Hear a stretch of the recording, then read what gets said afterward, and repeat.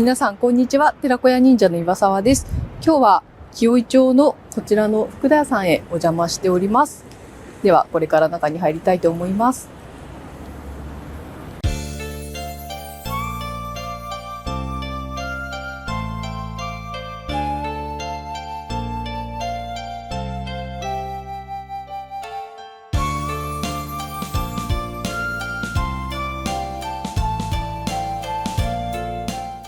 皆さんこんにちは。寺子屋忍者の岩沢です。今日は紀尾井町福田屋さんへお邪魔しております。これから福田屋の福田孝之さんへインタビューさせていただきます。どうぞよろしくお願いいたします。こんにちは。よろしくお願いいたします。こちらのお店がどんなお店か教えていただいてもよろしいですか？はい、1939年創業の今は日本料理屋で、もともと創業時は料理旅館としてですね、虎ノ門の地で創業しました。創業時にお世話になったのが、北大路の山人でございまして、彼が振ってくださった生姜骨董というのを、生かしつつですね、季節のお料理と合わせてお客様に提供させていただいております。北大路魯山人さんとは一番最初どういう形で関わっていただくことになったんですか？初代の福田町、私のひい祖母にあたる、人物が、とある方のご紹介をいただいて書簡を送ったところからっていうふうに聞いてまして、手紙の内容云々っていうよりも、すごく字が男勝りで気に入ったっていうことで、一つ返事で応援をしてくださるということで快諾いただいたというふうに聞いて、書みたいなのって残って残念ながら戦時中だったこともあって結構燃えたということも聞いてますし、虎ノ門からこちらにの紀尾井町に移ってきたっていうのもやっぱり戦火の影響が大きくてですね、東京大空襲などで焼けてしまって、もともと旅館を出されて、そうですね、お食事も出されてっていう形で、そうですね、それがこちらの料亭に変わったみたいな形ですか？そうですね、いろいろ変遷があるんですけど、まずはその戦火で焼かれた時に紀尾井町の6番地に移ったんですね。もともとはその迎賓館的な建物と内戸で旧香川邸宅を内と2社で分け合うような形でお屋敷を買わせていただいて、そこで営業再開したんですね、戦後。じゃあこちらは移設されてるので香川ではないないんですね。ないです。こちらはですね、今あるのっていうのは支店で福田という名前でずっと昭和44年から営業してた場所なんですね。その6番地の方は平成5年か、1993年にビルの工事で建て直して、その中に福田屋を構えてたんですけども、そちらをじゃあここに移転、そうですね。単純に重機備品とかは移設してますけど、部屋とかはそのまんまお隣の大学にお譲りして、これからの時代やっぱり大きい店を構えるよりは、これでも3分の1ぐらいになったんですね、規模的には。そこをしっかり回していくっていう方が今の時代にも合ってますし、観光客がね3000万まで行くっていう目標を掲げていたので、日本式の風情を楽しめる方が時代的に合ってるかなっていうことで、なかなかもう本当にこういう和室が残ってるところってほぼないですよね。東京では新たにこういう木造建てられない規制がかかってますからね。都内でこういう木造建築作ろうと思ったら作れない。そうですね。だからあくまで改装ということで2年かけてリニューアル、耐震とか入れて、そうなんですね。魯山人って教科書に出てきましたっけ？教科書には出てこないですけど、皆さんが多分我々世代で分かりやすいのがおいしんぼの貝原雄山のモデルになった方で、作者も何度かうちいらっしゃってたりするんですけど、うちの祖父がよくこう直接お会いしてた話をはい時折してくれてたんですけど、そうなんですね。まあすごく純粋に芸術に向き合ってる人だって、いろんな言われ方はするんですけど、星ヶ丘茶寮でしたっけ、はいはいはいなんかやってらっしゃって、でそこを辞められた後にこちらの。そうなんですよ。ちょうどそういう時期で、まあ経営者の方とお喧嘩したっていうなんかありますよね、話は有名で、はいまあ追い出されちゃったっていう言い方の方が正しいと思うんですけど、そういうタイミングだったので、お互いそうですよね、やりたいっていう気持ちがね、きっとロサンゼルスさんの出会いだったと方でもあり思うますんですよね。はい、こちらで、主になんかどういったことをなさったんですか？客みたいな感じでこうした方がいいよみたいなをいただいたような話は聞きますね。その代わり宿代とか食事代代わりに小学校とその鎌倉に鎌を持ってたんで、そこから送ってもらったっていう。器は何でしたっけ？料理の着物。あ、そうですね、料理の着物でしたっけ？はい、ありますね。大事にしてる点ではありますね。結構なんか器で料理って変わりますよね。だいぶなんか美味しそうに見えたりとか。そうですね。やっぱりまあなくてはならない存在というか、だから三人の器で、料理持った方が生きるなっていうものは多いですよね。ロサン人さんはもともとなんかオリベみたいな。オリベは人間国宝2回こう選ばれてるんですけど、2回とも辞退してるっていう。あ、そうなんですか。エピソードが。結局国とかのそういう営業のために私はやってんじゃないっていうなんかポリシーがあるようでして、でもともと書家なんですよね。そうですよね。だからなんかそういうで評価されるっていうのはなんか違うんじゃないかっていう感覚もあったんじゃないですかね。なんかでも独特の字書かれますよね。なんかちょっとそうですね、いろんな書体ありますけどね。習ってたんですかね、自分で。もともと小学生ぐらいの時に、まあ今でいう書道コンクールで金賞をもらったっていうところからなんか芸術の道に入っていったとは聞くんですけどね。それからまあこだわりが生じて、結構幼少の頃が結構里親たらい回しみたいな、まあちょっと表現が正しいかわかんないですけど、それで福田姓の方に非常に可愛がられたっていうんですけど、可愛がられるためにより一生懸命作った。でそこが結構原点としてあるんで、これにこの器持ったら美味しく見えるなっていうところからなんかスタートしてるような気がしてならないんですよね。ちょっと職人気質というか、そうですね、っていう生い立ちがかなり影響してるのかなって気はします。こだわりが生じて京都から水変えながら愛を運んだとか聞いたことないですか？ちょっと聞いたことあります。それだけですごいですよね。1000万って費用がかかってとか、すごいこだわりなんですよ。もう朝掘りのタケノコが一番だって言って、もう暗い頃から畑竹林に出てって、大根も取れたてがうまいっつって畑で食べるのが一番いいっていう、まあ素材重視ですよね。そうです。それ何か用物ならバーってピシャッと返される。おじい様の代ぐらいまでは魯山人がご存命でしたね。お父様の時代はうちの祖父が葬儀委員長務めてたんですね。昭和34年の12月21日、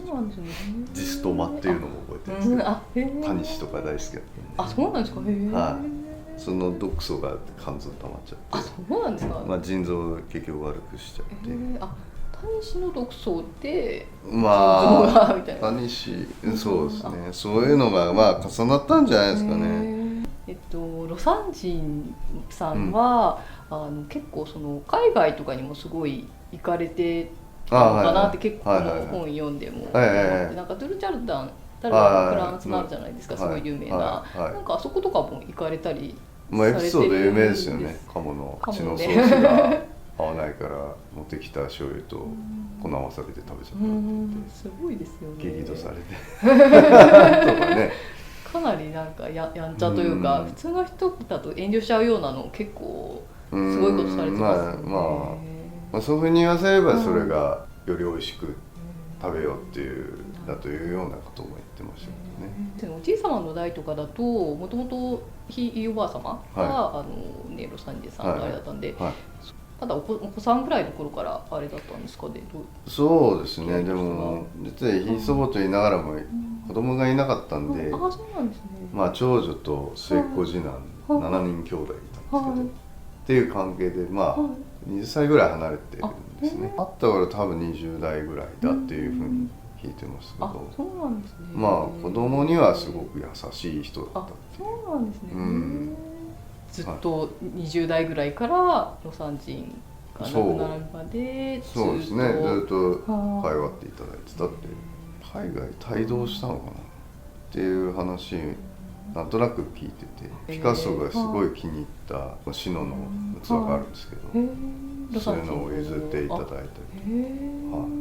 でそれは海渡ってスミソニアン美術館とかにも飾らせていただいたことがあって、すごいですね。ピカソも相当変わった人って言われてます、ね。まあまあだから普通じゃいられないと思いますよね。個性が相当強くないと、確かにあそこまですごい表現できないかもしれないですね。と思うんですけど、お出汁で結構細かくいろいろ書かれてて、小田屋さんとかもうやっぱりお出汁とかお水とかってすごくこだわられるところなんですか？いや、日本料理屋で言えば、もうそこ命みたいなところなんで、まあ1番だし2番だしで変えてますけど、1番で言うとマグロ節 100%、いわゆるワン盛り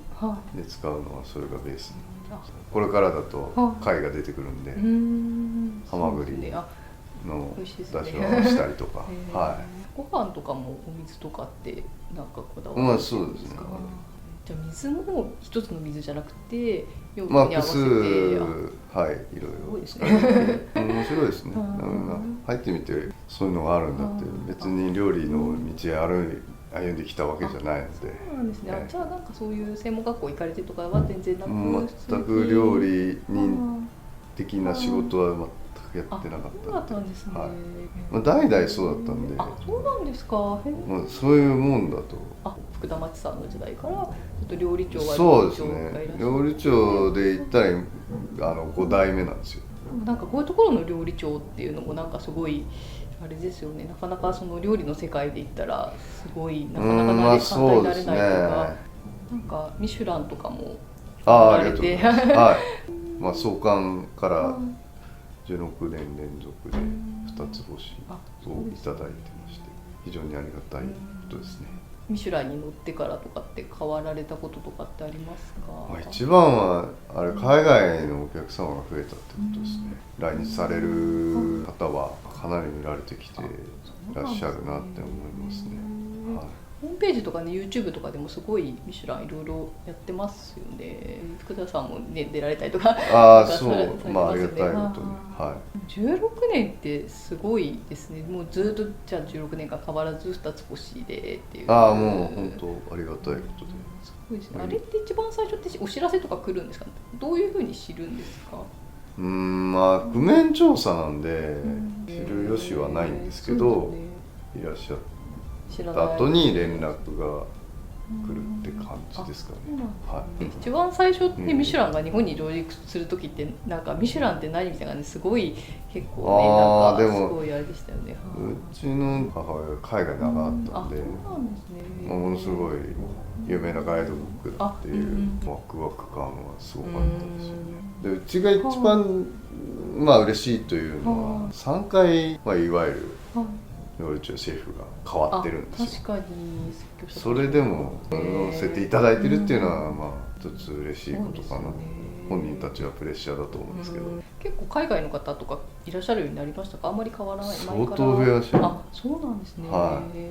ぱり皆さん結構影響力はかなりあるなとは思いますね。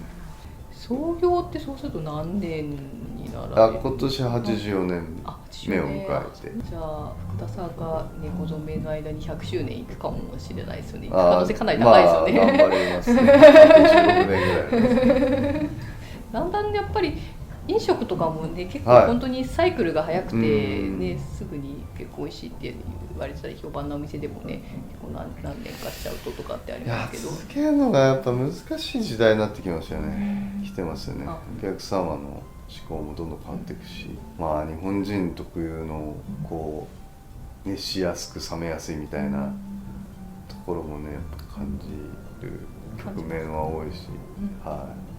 なんかどの辺の方がいらっしゃるかとかって聞いても大丈夫ですか？海外の国というか。い。ああでもまちまちで、最近だとオーストラリアの方とか、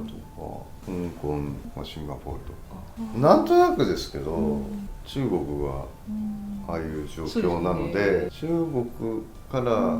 出られて海外にお住まいの方が今来られてるような印象がすごいありますよね。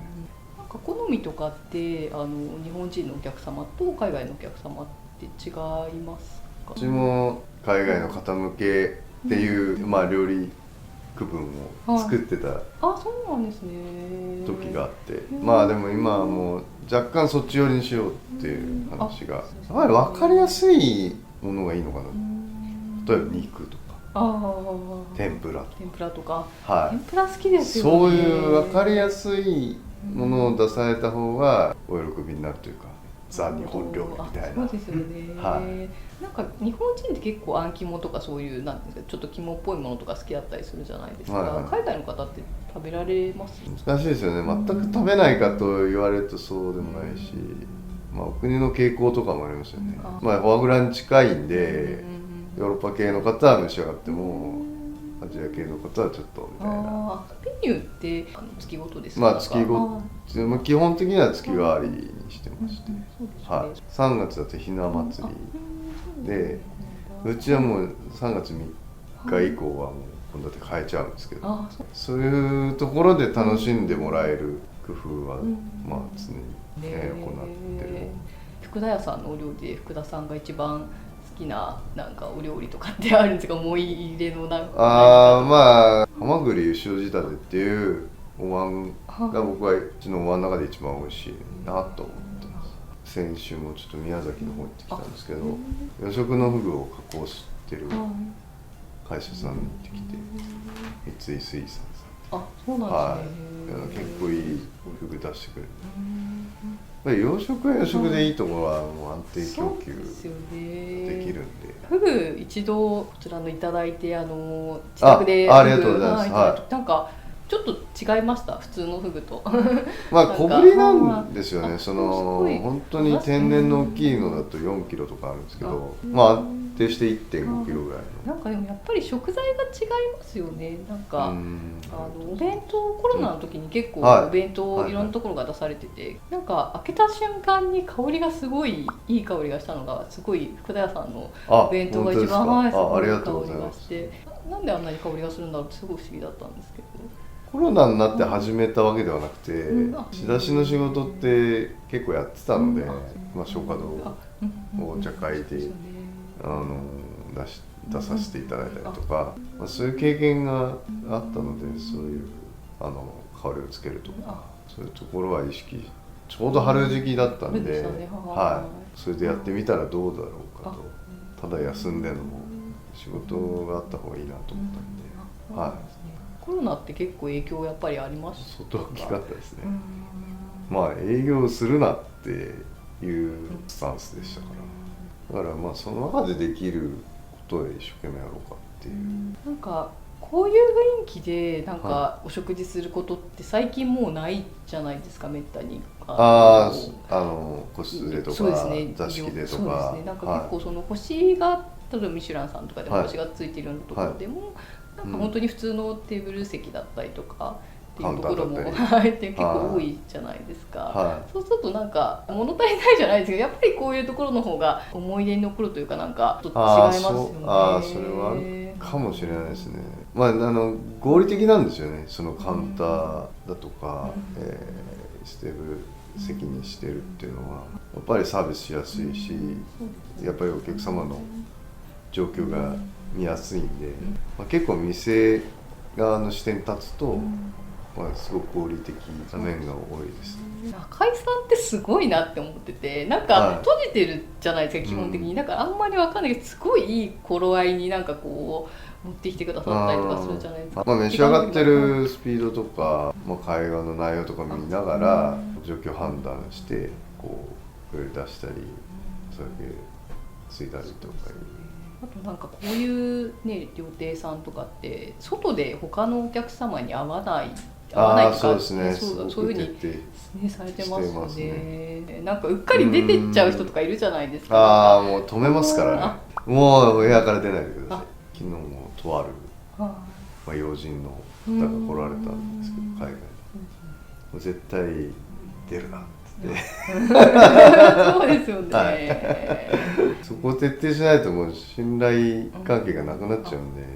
なんか靴一つにしたってね、なんか間違えて出しちゃいそうなもんですけど、間違えることなくしっかりちゃんとなるべく覚えるようにはするんですけどね、お人数様は通だ渡したりとか、そうせざるを得ないんですけど、効率的なお店を見ると、やっぱ非効率な面は多いですけど、お客様に感動を与えられたらいいなって思いますけどね。そうですよね。こちらが染付木積み、吉の字、洗面向こう漬けという、器になりまして、おめでたい時に使用することが多いんですけど、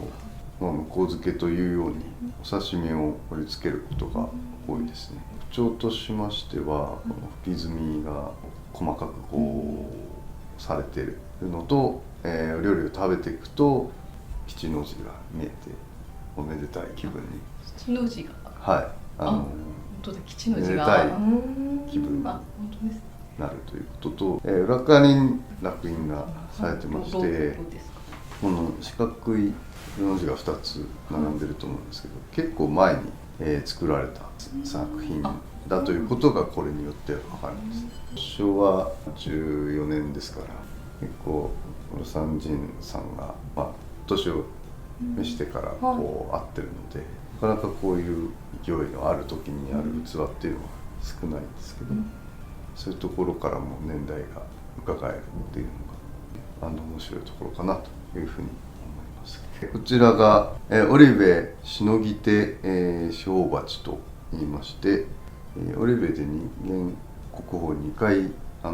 定されてるんですが、それを誇示したというエピソードがあるんですが、非常にこう特徴的なのが、釉薬でこういった青い色をつけてるんですけども、この釉薬の具合とか周りの緑と調和というか、が非常に面白い作品だなというふうに思っております。こちらは銀彩福寺大皿というお皿になります。一番特徴はこちらの福の字でして、これも一筆書きで型を決めたっていうところがこの皿の一番魯山人作品のすごいところだなというふうに思ってます。で周りを銀彩で固めてるっていうところが、評価されてる作品であると思っております。こういうのって一筆で書かれてる？ほとんど魯山人作品はそうだっていう。そうなんですね。大体型を取ってとかっていうんですけど、一筆でそれを決めてしまうっていうのは、彼の天才たるゆえんなのかなっていうふうに。なんか最後の服のなんていうんですか、この渦巻きみたいなのってなんかあるんですか？いろんな事態があるんで何とも言えないんですけど、これについてはそういう渦巻き型でいこうと決めたんでしょうね。なるほど。面白いですよ。福寺皿はいろいろありまして、いろんな書体で書いてるので、いろいろ調べてみてください。ありがとうございます。まず割烹と料亭の違いですね。割烹は一般的に言われてる、カウンターとかテーブルで振る舞われる、両方とも和食にはそういないんですけど、で料亭は我々のような個数で対応するお店の違い、扱うものは日本料理で、および和食っていうところで共共通してるですかね。価格帯もちょっと違ったりするじゃないですか。イメージですけど、よりカジュアルなのがカポなのかなっていう。料亭さんって芸者さんとかそういう呼べるところそうっていうですね。なんか、はい。イメージ的にはそれは正しいと思ってて、うちは呼べないんですけども、それはまあ行政的な問題があるんですけど、近くに中学校があるんで、また町が赤坂と紀尾井町すごく隣接してるんですけど、そういった問題が一つあるのと、うちは生い立ちが旅館なので、そういう文化の違いなのかなっていうふうに。音楽なんかこととかなんていうか、そこのとかなんかいろいろされてるところとかあったりすると思うんです。そういうのも特にかつてはそういうことも続きます。はい。続きもあります。今日は撮影の方どうもありがとうございました。YouTube を見てくださっている方で結構うちの日本文化を和文化を発信していくっていうチャンネルなので、海外の方とかも見ていただいたりしてるんですけど、日本の方だったり海外の方とか、世界のミシュランにも載ってらっしゃるので結構興味ある方が見てくださったりとかもしてると思うんですけど、ちょっと一言メッセージの方をお願いします。ご視聴ありがとうございます。私が結構大事にしている言葉が格式高く敷居は低くっていうことを結構意識してるんですけど、決して低いわけではないんですけど、来ていただければ気に入っていただけるように、我々、全力で努力しますので、ぜひ一度お運びいただければ幸いです。詳しいことはホームページご覧になっていただければいろいろ書いてありますので、ぜひそちらもご覧になってください。本日はありがとうございました。はい、ありがとうございました。福田屋さんのホームページの方も説明欄の方に載せさせていただきますので、ぜひご覧いただければと思います。今日はありがとうございました。はい、皆さん今日はいかがでしたでしょうか。この動画が気に入っていただけましたら、ぜひいいね、チャンネル登録お願いいたします。どうもありがとうございました。